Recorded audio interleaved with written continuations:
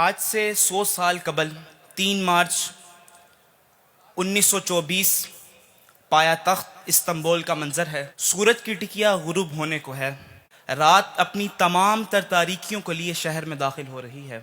باسفورس کا کنارہ ہجوم کے باوجود سنسان ہے۔ دیواروں سے عجیب دکھ دکھائی دے رہا ہے کہ اتنے میں ایک اعلان سماعتوں سے ٹکراتا ہے اور پورے عالم اسلام کو دکھ اور درد میں مبتلا کر دیتا ہے۔ میناروں سے اٹھتی اذانیں درد کا پیام سنانے لگتی ہیں اور اہل علم قلم کی بجائے آنسوؤں سے تحریریں ضبط کرنے لگتے ہیں۔ جوانوں کی چیخیں نکل جاتی ہیں۔ یہ اعلان نہیں بلکہ ذلت اور رسوائی کا سندیسہ تھا۔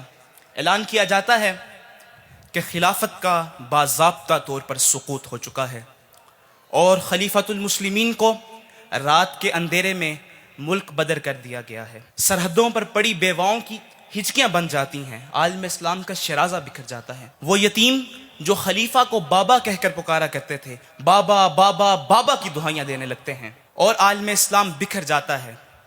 ہم ٹوٹ جاتے ہیں۔ ہند میں حضرت اقبال بچوں کی طرح بلک بلک کر روئے، چاک کر دی ترک نادان خلافت کی قبا، سادگی مسلم کی دیکھ اوروں کی عیاری بھی دیکھ۔ یہ وہ دن تھا جب عالم اسلام کے سر سے خلافت کا سایہ اٹھ گیا۔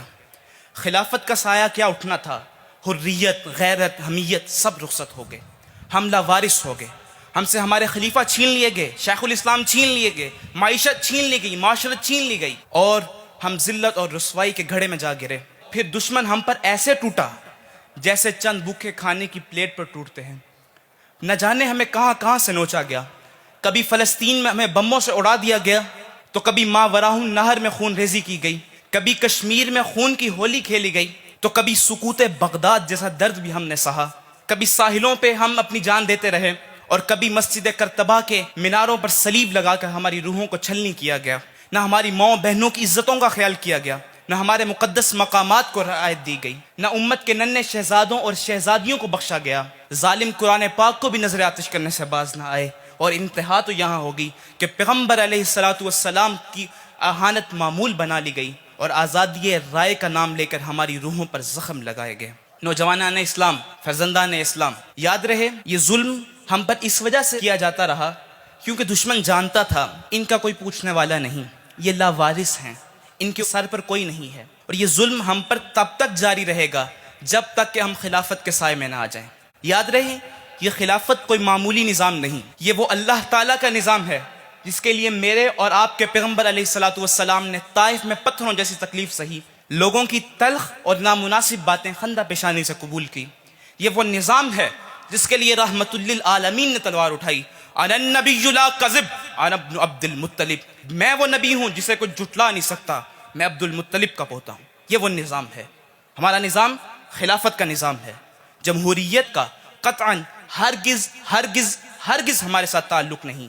یہ جمہوریت مقدس نہیں، منحوس ہے، ہم نے اس کو مجبوراً قبول کیا ہے۔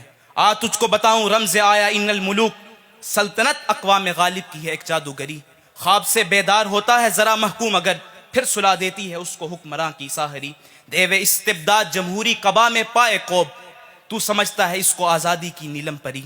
تو یاد رہے کہ یہ ہمارا نظام نہیں ہے اور خلافت کی مومن کے ساتھ وہ نسبت ہے جو ماہی کی دریا کے ساتھ ہے۔ جس طرح ایک مچھلی پانی کے بغیر زندہ نہیں رہتی، اس طرح ایک مومن خلافت کے نظام کے بغیر زندہ نہیں رہ سکتا۔ خلافت میں ہم مسلمانوں کی جان ہے، خلافت ہمارا عشق ہے، ہماری دعاؤں کا محور ہے، ہماری راتوں کا رت جگہ ہے خلافت۔ مصطفی اجتماع میں آنے والے باشعور نوجوانوں، میرے بابا کے عظیم مشن کے پاسبانوں، ذرا دقت نگاہ سے دیکھو کہ پاکستان کا وجود 1947 میں آ رہا ہے اور خلافت کا سقوط 1924 میں ہو رہا ہے۔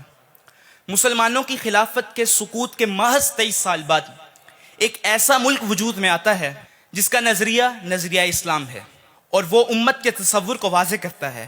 ہر رنگ، ہر نسل، ہر زبان اس مملکت کے سائے کے تلے رہتی ہے اور قائد اعظم اور علامہ اقبال کا بھی یہی مقصد تھا کہ ایک ایسی مملکت بنائی جائے جو اسلام کا قلعہ بنے، اور اس ملک کے قانون کی پہلی سطر پر لکھا جاتا ہے، کیا خوبصورت جملہ ہے، کہ حاکمیت مطلق صرف اللہ تعالیٰ کی ہے۔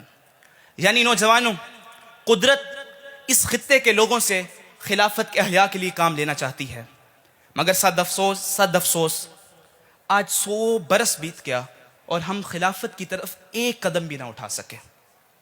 اگر ہم اس طرح ہی خلافت کو سنجیدہ نہ لیا تو آنے والا 100 سال بھی ذلت اور رسوائی کا ہے۔ آئیے خلافت کی طرف کچھ سنجیدہ قدم اٹھائیں اور خلافت کے احیاء کے لیے ہم اپنی شعوری جد و جہد کریں۔ یاد رہے یہ جو جمہوری نظام ہے، ہم مصطفی فقیر ہیں، شعوری طور پر اس سے بیزاری کا اعلان کرتے ہیں۔ اب سوال یہ پیدا ہوتا ہے کہ ہم خلافت کے لیے کیا کر سکتے ہیں؟ تو آئیے ہم ان چند طریقوں کو دیکھتے ہیں جس کے باعث ہم سب خلافت کے احیاء کے لیے اپنا کردار پیش کر سکتے ہیں۔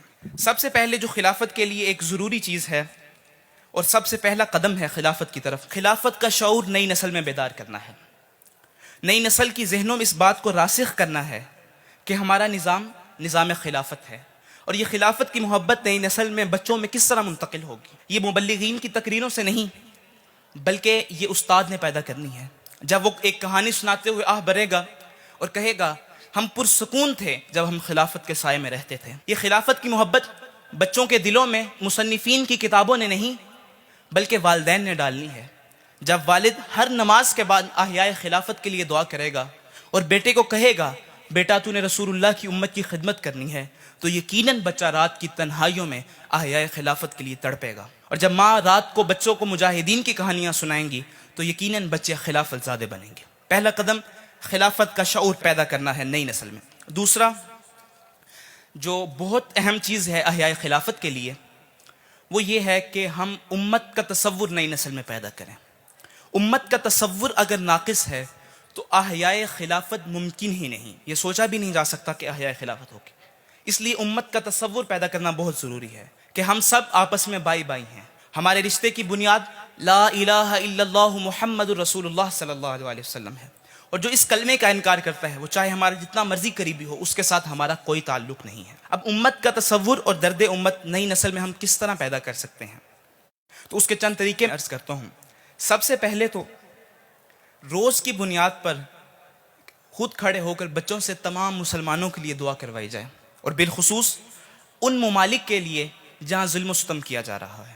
دوسرا طریقہ امت کا درد پیدا کرنے کا وہ یہ ہے کہ والدین، ماں باپ آپس میں بچوں کے سامنے دکھ اور درد کے ساتھ امت کے مسائل پر گفتگو کریں۔